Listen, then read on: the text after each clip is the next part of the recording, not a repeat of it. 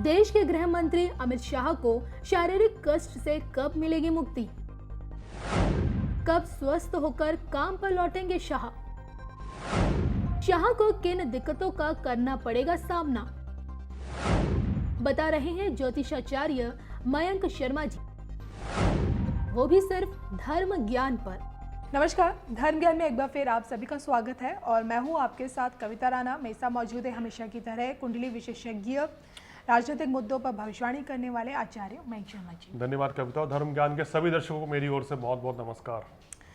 8 मार्च साल 2020 धर्म ज्ञान पर ही मयंक शर्मा जी के साथ हमने देश के गृह मंत्री अमित शाह की कुंडली का विश्लेषण किया था और तब मयंक शर्मा जी ने भविष्यवाणी की थी कि आने वाला 1-1.5 साल स्वास्थ्य के नज़रिए से अमित शाह के लिए बेहद नाजुक रहने वाला है और नतीजतन उनकी यह भविष्यवाणी सच भी साबित हुई।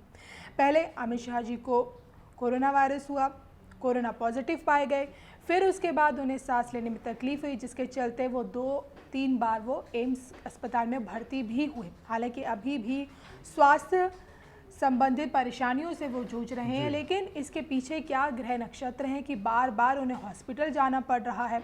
आखिर क्या वो ग्रह नक्षत्र हैं जिसके चलते उन्हें स्वास्थ्य संबंधित परेशानियों का अब इतना सामना करना पड़ रहा है? जी, ये देखिए, अगर कुंडली पर नजर डालें तो कन्या लगन की कुंडली है इनकी और मेष राशि है। अगर दशा की बात करें उससे पहले ग्रह नक्षत्र बता देते हैं, कुंडली में कौन से ग्रह कहाँ बैठे हैं। देखिए, इनके लगन में कोई ग्रह नहीं है और सेकंड हाउस में सूर्य और बुध की युति बनी हुई है। चतुर्थ भाव में केतु है इनके और छठे भाव में शनि है। अष्टम भाव में इनके चंद्रमा है, नवम भाव में बृहस्पति है, दशम भाव में राहु बैठे हैं, 11वें में मंगल और 12वें भाव में शुक्र हैं। तो ये इनकी ग्रह स्थिति से बनी हुई है। और अगर इनकी दशा की बात करें तो उनको राहु की महादशा चल रही है और राहु में चंद्रमा की अंतर्दशा है और ये अंतर्दशा उनको मई 2019 से चल रही है और इस समय 4 नवंबर 2020 तक ये दशा उनके ऊपर बरकरार रहेगी। और राहु में चंद्रमा, जैसे हमने उस समय भी कहा था कि मानसिक तनाव के साथ साथ परेशानियों में वृद्धि, स्वास्थ्य कष्ट रहता है जब भी राहु में चंद्रमा की दशा आती है। और अगर इसमें से अगर चंद्रमा 6, 8, 12वें भाव में हो तो ज़्यादा परेशानी रहती है। इनकी कुंडली में अष्टम भाव में चंद्रमा मेष राशि में बैठा है, इसीलिए स्वास्थ्य संबंधी परेशानियों का इनको ज़्यादा सामना करना पड़ रहा है इस समय। और चंद्रमा मेष राशि में है और ये जो दशा चलेगी नवंबर तक, उसके बाद इनको फिर मंगल की अंतर्दशा आएगी। मंगल कुंडली में नीच का है और कन्या लगन में मंगल जो है थोड़ा स्वास्थ्य हानि करता है, इसलिए हमने उस समय प्रेडिक्ट किया था कि अगर हम मार्च के बाद से देखें तो तकरीबन इनके लिए 1.5 साल का समय जो है उतना बेहतर नहीं है। यानी कि कहीं ना कहीं 2021 अक्टूबर तक का समय जो उनका मेरे को दिखाई दे रहा है वो स्वास्थ्य के दृष्टिकोण से इतना बेहतर नहीं रहेगा।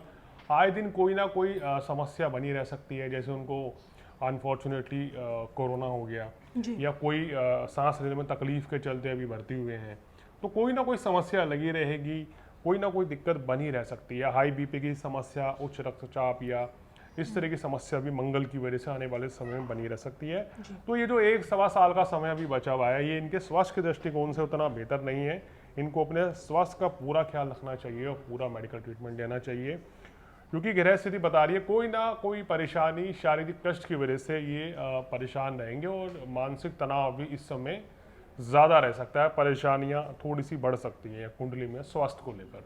ये तो आपने स्वास्थ्य के नज़रिए से बता दिया कि शारीरिक कष्ट इस वक्त थोड़ा बहुत आने वाले कुछ महीनों तो या साल भर में काफ़ी कुछ रहने वाला है देश के गृह मंत्री अमित शाह जी को। लेकिन मैं ये जानना चाहती हूँ कि 55 वर्षीय अमित शाह के लिए आने वाला कल, अगर और पहलू पर गौर किया जाए, उनकी राजनीति को लेकर गौर किया जाए, उनके राजनीतिक करियर को लेकर गौर किया जाए, वो कैसा रहेगा? देखिए, राजनीतिक करियर की बात करें तो राहु की दशा राजनीति के हिसाब से बहुत अच्छी है इनकी। राहु की दशा में इनको उच्च पद की प्राप्ति हुई है और राहु में चंद्रमा चल रहा है, तो एक तरीके से राहु में चंद्र या चंद्र में राहु चलता है तो ग्रहण सा लग जाता है। चाहे आपके स्वास्थ्य पर हो, चाहे काम कारोबार पर हो, परेशानियां बढ़ जाती है। तो इस समय ये अपने काम से ज़रा स्वास्थ्य को लेकर ज़रा परेशान है। तो ये जो दिक्कत है ये 4 नवंबर 2020 तक है और 4 नवंबर के बाद हालात पहले से बेहतर हो जाएंगे और राजनीतिक करियर के लिए भी जो उनकी परेशानी है, जो शत्रु उनके ऊपर हावी हो रहे हैं, उस जैसी समस्या भी इनकी दूर हो जाएगी। तो 4 नवंबर के बाद ग्रहों का परिवर्तन होगा इनकी कुंडली में, चंद्रमा की अंतर्दशा हट के मंगल की आ जाएगी, तो इनको पहले से बेहतर रिजल्ट मिलेंगे। और राजनीति के दृष्टिकोण से देखें तो वो इनके लिए ज़्यादा बेहतर समय रहेगा। जी मयंक जी, अमित शाह को पार्टी का चाणक्य कहा जाता है, एक तरह से कहते हैं कि पीएम मोदी जी के राइट हैंड है। ऐसे में जानना चाहते हैं जो कि बिहार का चुनाव भी है और बिहार की राजनीति में, क्योंकि वो शारीरिक कष्ट झेल रहे, क्या लगता है बिहार की राजनीति में क्या अमित शाह की भूमिका देखने को मिलेगी, क्या कमल खिल पाएगा? हाँ, देखिए इस बार जो स्थिति बताती हुई नजर आ रही है, इनकी बड़ी अहम भूमिका रहेगी। हालांकि इनको कोई ना कोई स्वास्थ्य संबंधी परेशानी के चलते पूरी तरीके से तो नहीं एक्टिव रहेंगे, लेकिन अपनी चाणक्य नीति से, जो कि शनि, इनको भी छठे भाव में शनि बैठा है, तो छठे भाव में शनि होने का मतलब ये है कि शत्रु कभी आपके ऊपर विजय हासिल नहीं कर सकते हैं। और इसलिए इनके ऊपर हमने देखा है कि ये हर विपरीत परिस्थिति से निकलकर बाहर आ जाते हैं। खासकर अगर राजनीति की बात करें तो जैसे ही 4 नवंबर का समय बीतेगा, ये उसके बाद का समय इनके लिए ज़्यादा बेहतर रहेगा और अच्छे परिणाम देखने को मिलेंगे। मैं जी, अगर कोई व्यक्ति शारीरिक कष्ट झेल रहा है, उसका स्वास्थ्य लंबे वक्त से काफ़ी खराब चल रहा है, तो क्या लगता है उसको किस तरह के उपाय करने चाहिए? देखिए इस समय अगर कुंडली में देखें तो चंद्रमा जब जब पीड़ित होता है तो हमें चंद्रमा को प्रसन्न करना चाहिए, भगवान शिव की आराधना करनी चाहिए, शिव को शिवलिंग पर जलाभिषेक कीजिए, दूध चढ़ाइए तो विशेष लाभ मिलता है। तो भगवान शिव की पूजा करने से इस तरह के कष्टों से मुक्ति मिल सकती है और तनावग्रस्त होने से भी बचा जा सकता है। लेकिन ये जो उनकी ग्रह स्थिति है, अब बहुत ज़्यादा लंबा समय भी नहीं रह गया, तो 4 नवंबर के बाद से स्थितियाँ बेहतर होंगी, तो अपने आप तेजी से समीकरण बदलने, हाँ, स्वास्थ्य में सुधार होगा और तेजी से इनका जो राजनीतिक जो इनकी पारी है वो भी तेजी से आगे देखने को मिलेगी बढ़ती हुई।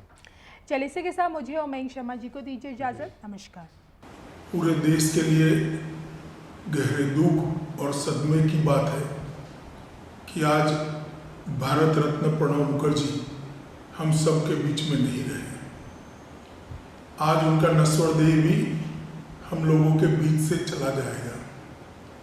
कई दशकों तक भारतीय राजनीति की क्षितिज में प्रणब की तरह ही कांतिवान रहकर प्रणवदा काम करते रहे, चाहे पक्ष हो या विपक्ष।